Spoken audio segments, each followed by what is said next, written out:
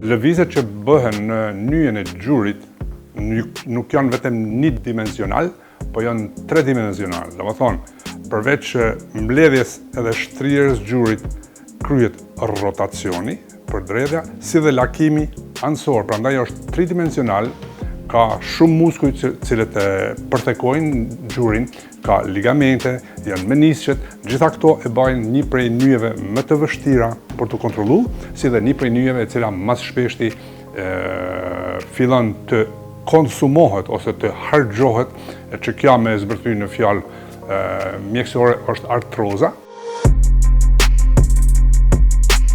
Te gjuri me mplakje nuk pëson vetëm kartillagoja, pëson edhe meniskusi, i cili është një pjesë edhe stabilizuese e gjurit, edhe e mbron prej peshës.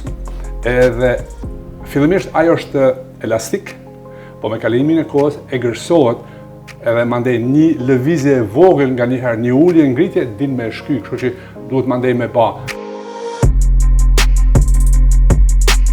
Ndryshimi është shumë i madh, është si nata me ditë. Për shkak se ti me artroskopi pacienti nesër çohet vazhdon me ecë, ndoshta një javë dhe ditë, 2 javë derisa ti hekim çata pej me qenë për afërsisht rreth shtëpisë pa ngarkesë të madhe dhe mandej vazhdon punë.